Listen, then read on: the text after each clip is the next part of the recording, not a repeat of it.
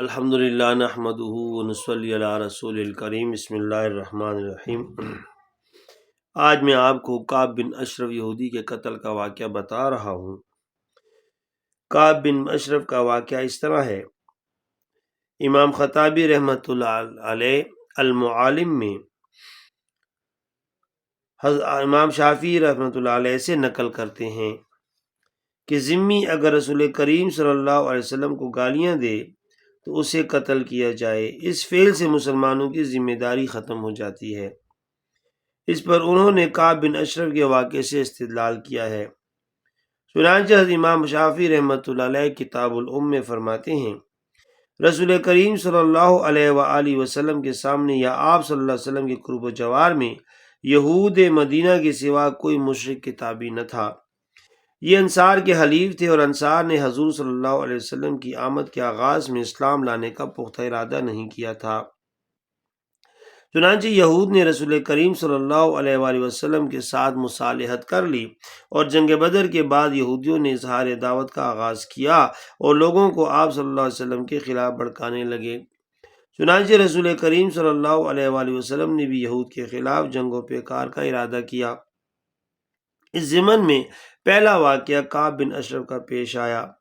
مدینہ منورہ میں جب فتح بدر کی بشارت پہنچی تو کعب بن اشرف کو بے حد صدمہ ہوا اور یہ کہا کہ اگر یہ خبر صحیح ہے کہ مکہ کے بڑے بڑے سردار اور اشراف مارے گئے تو پھر زمین کا بطن اس کے ظہر یعنی اس کی پشت سے بہتر ہے، یعنی مر جانا جینے سے بہتر ہے، تاکہ آنکھیں ذلت اور رسوائی کو نہ دیکھیں۔ لیکن جب اس خبر کی تصدیق ہو گئی تو مقتولین بدر کی تعزیت کے لیے مکہ روانہ ہوا اور جو لوگ بدر میں مارے گئے ان پر مرثیے لکھے، جن کو پڑھ پڑھ کر خود بھی روتا تھا اور دوسروں کو بھی رلاتا تھا، اور رسول کریم صلی اللہ علیہ وآلہ وسلم کے مقابلے میں لوگوں کو جوش دلا دلا کر آمادہ قتال کرتا تھا۔ ایک روز قریش کو حرم میں لے کر آیا، سب نے بیت اللہ کا پردہ تھام کر مسلمانوں سے لڑائی کرنے کا حلف اٹھایا، پھر بعد ازاں مدینہ واپس آیا اور مسلمان عورتوں کے متعلق عشقی اشعار کہنے شروع کیے۔ کعب بن مالک رضی اللہ عنہ راوی ہیں کہ کعب بن اشرف بڑا شاعر تھا۔ رسول اللہ صلی اللہ علیہ وآلہ وسلم کی حجوں میں اشعار کہا کرتا تھا اور کفار مکہ کو رسول اللہ صلی اللہ علیہ وسلم کے مقابلے کے لیے ہمیشہ بھڑکاتا رہتا تھا اور مسلمانوں کو طرح طرح کی ایذائیں پہنچاتا تھا۔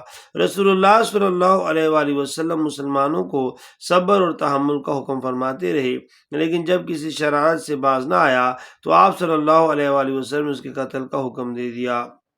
ایک روایت میں ہے کہ ایک مرتبہ کعب بن اشرف نے آپ صلی اللہ علیہ وآلہ وسلم کو دعوت کے بہانے بلایا اور کچھ آدمی متعین کر دیے کہ جب آپ صلی اللہ علیہ وسلم تشریف لائیں تو قتل کر ڈالیں۔ آپ صلی اللہ علیہ وسلم آ کر بیٹھے ہی تھے کہ جبرائیل امین علیہ السلام نے آ کر آپ علیہ السلام کو ان کے ارادے سے مطلع کر دیا۔ آپ صلی اللہ علیہ وسلم فوراً وہاں سے روح الامین کے پروں کے سائے میں باہر تشریف لے آئے اور واپسی کے بعد اس کے قتل کا حکم دے دیا۔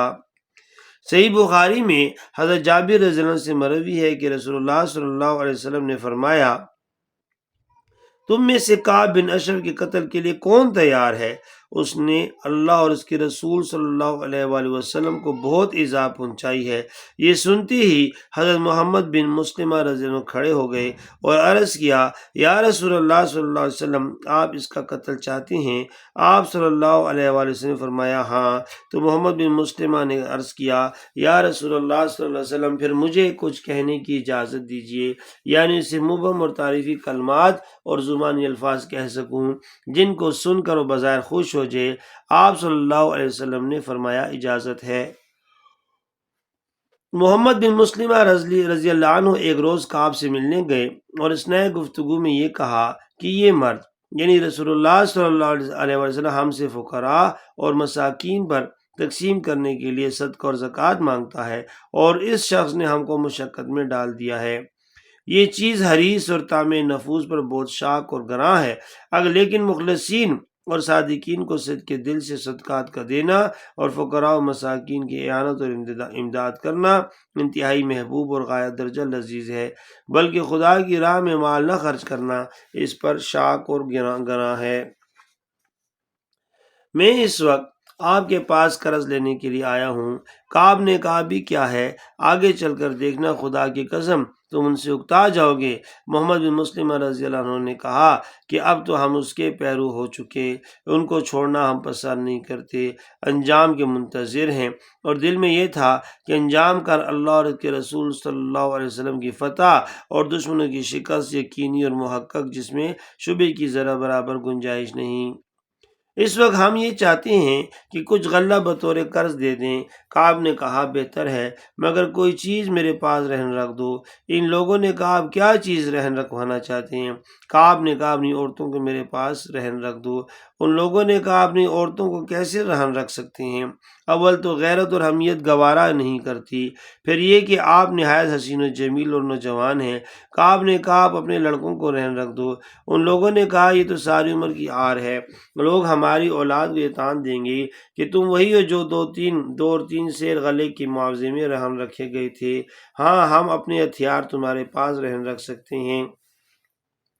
اکرامہ رضی اللہ عنہ کی ایک مرسل روایت میں ہے، ان لوگوں نے یہ کہا کہ آپ کو معلوم ہے کہ ہم ہتھیاروں کے کس درجے محتاج و ضرورت مند ہیں، لیکن بہی ہمہ یہ ہو سکتا ہے کہ ہتھیار آپ کے پاس رہن رکھ دیں، لیکن یہ ناممکن ہے کہ عورتوں اور بیٹیوں کو رہن رکھ دیں۔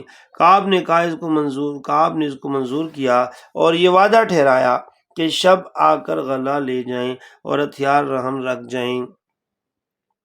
حسب وعدہ یہ لوگ رات کو پہنچے اور جا کر کعب کو آواز دی۔ کعب نے اپنے قلعے سے اترنے کا ارادہ کیا۔ بیوی نے کہا اس وقت کہاں جاتے ہو؟ کعب نے کہا محمد بن مسلمہ رضی اللہ عنہ اور میرا دودھ شریک بھائی ابو نائلہ ہے، کوئی غیر نہیں، تم فکر نہ کرو۔ بیوی نے کہا مجھے اس آواز سے خون ٹپکتا ہوا نظر آتا ہے۔ کعب نے کہا شریف آدمی، اگر رات کے وقت نیزہ مارنے کے لیے بلایا جائے تو اس کو ضرور جانا چاہیے۔ اس اثناء میں محمد بن مسلمہ رضی اللہ عنہ نے اپنے ساتھیوں کو یہ سمجھا دیا کہ جب کعب آئے گا تو میں اس کے بال سونگھوں گا، جب دیکھو کہ میں نے اس کے بالوں کو مضبوطی سے پکڑ لیا ہے تو فوراً اس کا سر اتار دینا۔ چنانچہ جب کعب نیچے آیا تو سر تا پا خوشبو سے معطر تھا۔ محمد بن مسلمہ رضی اللہ عنہ نے کہا کہ آج جیسی خوشبو تو میں نے کبھی سونگھی ہی نہیں۔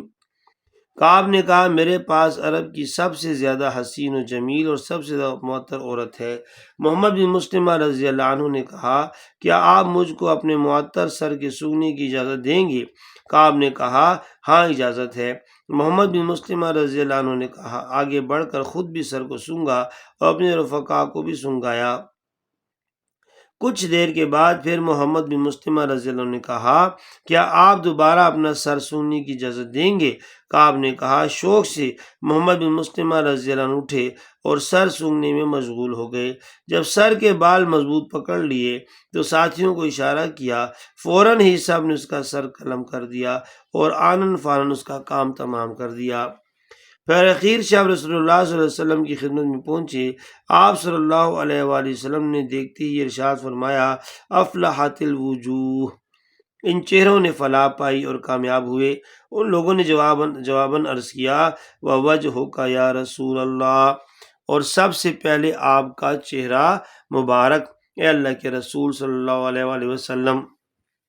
اور بعد ازاں کعب بن اشرف کا سر آپ کے سامنے رکھ دیا۔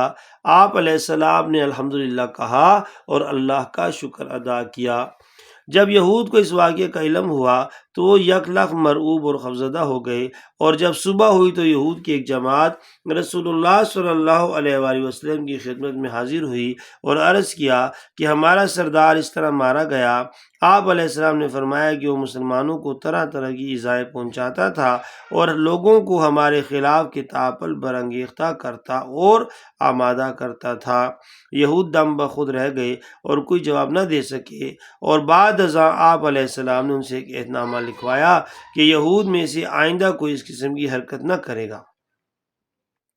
اب میں آپ کو کعب بن اشرف کے قتل کے اسباب بتاتا ہوں۔ اس کے قتل کے کئی اسباب ہیں جو مختلف حدیثوں میں سے اکٹھے کیے گئے ہیں۔ نمبر 1، نبی اکرم صلی اللہ علیہ وسلم کی شان میں دریدہ دہنی اور سب و شتم اور گستاخانہ کلمات کا زبان سے نکالنا۔ نمبر 2، آپ صلی اللہ علیہ وسلم کے حجوں میں اشعار کہنا۔ نمبر 3، غزلیات اور عشقیہ اشعار میں مسلمان عورتوں کا بطور تشبیب ذکر کرنا۔ نمبر 4، غدر اور نقض عہد۔ نمبر 5، لوگوں کو آپ علیہ السلام کے مقابلے کے لیے ابھارنا اور اکسانا اور ان کو جنگ پر آمادہ کرنا۔ نمبر 6، دعوت کے بہانے سے آپ علیہ السلام کے قتل کی سازش کرنا۔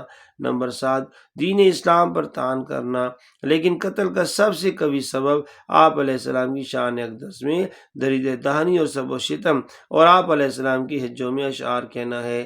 شیخ الاسلام حافظ ابن تیمیہ رحمۃ اللہ علیہ نے اپنی کتاب السار المصلوم علی شاتم الرسول میں صفحہ 70 تا 91 اس پر مفصل کلام کیا ہے۔ امام زہری سے مروی ہے کہ یہ آیت وَلَتَسْمَعُنَّ مِنَ الَّذِينَ أُوتُوا الْكِتَابَ مِنْ قَبْلِكُمْ وَمِنَ الَّذِينَ أَشْرَكُوا أَذًى كَثِيرًا، البتہ سنو گے تم اہل کتاب سے اور مشرکین سے بہت بدگوئی اور بد زبانی کعب بن اشرف کے بارے میں نازل ہوئی ہے۔ یہ آیت سورۃ آل عمران کی 186 نمبر آیت ہے۔ اس حدیث سے یہ بھی ثابت ہوا کہ شاتم رسول صلی اللہ علیہ وسلم کی سزا میں دوستی اور بائی کا رشتہ بھی مانے نہیں آتا۔ امام عبدالرزاق بن الحمام الیمانی رحمۃ اللہ علیہ اللہ تعالیٰ کے مقام اور مرتبہ سے اہل علم واقف ہیں۔ امام عبدالرزاق بن حمام الیمانی رحمۃ اللہ علیہ تعالیٰ کے مقام اور مرتبہ سے اہل علم واقف ہیں۔ یہ امام بخاری رحمۃ اللہ علیہ اور امام احمد بن حنبل کی جل قدر استاذ اور تبع تابعی ہیں۔ ان کے مجموعہ احادیث کا نام المصنف ہے۔ اس میں اکثر احادیث ثلاثی ہیں اور امام بخاری رحمۃ اللہ کی تصریح کے مطابق تمام حدیثیں صحیح ہیں۔ اس میں امام صاحب نے سب النبی کا علیحدہ باب قائم کیا ہے، جن میں 4 حدیثیں نقل کی ہیں۔ نمبر 1، ابن عباس رضی اللہ عنہ سے روایت ہے کہ ایک شخص نے حضور صلی اللہ علیہ وسلم کے بارے میں دشنام ترازی کی۔ حضور صلی اللہ علیہ وآلہ وسلم نے فرمایا، کون ہے جو ہمارے اس دشمن کی خبر لے گا؟ اس پر زبیر رضی اللہ عنہ نے کہا، میں حاضر ہوں۔ پھر زبیر رضی اللہ عنہ نے جا کر اس گستاخ کو قتل کر دیا تو آپ علیہ السلام نے زبیر رضی اللہ عنہ کو اس کی صلح بتا کر دی۔ نمبر 2، ایک بدبخت عورت آپ علیہ السلام کو گالیاں دیتی رہتی تھی۔ آپ علیہ السلام کے حکم سے حضرت خالد بن ولید رضی اللہ عنہ نے اس کو قتل کر دیا۔ نمبر 3، ایک نصرانی شخص کے بارے میں ہے جس نے رسول اللہ صلی اللہ علیہ وسلم کو گالیاں دی تھیں، جس پر اس کو قتل کر دیا گیا۔ نمبر 4، حضرت سعید بن جبیر رضی اللہ عنہ سے روایت ہے کہ ایک شخص نے حضور صلی اللہ علیہ وسلم کی تکذیب کی۔ آپ علیہ السلام نے علی رضی اللہ عنہ اور حضرت زبیر رضی اللہ عنہ سے فرمایا، جاؤ اگر وہ مل جائے تو اسے قتل کر دو۔ حضرت علی رضی اللہ عنہ نے حکم دیا کہ جس نے رسول اللہ صلی اللہ علیہ وسلم کی توہین کی اس کی گردن مار دی جائے۔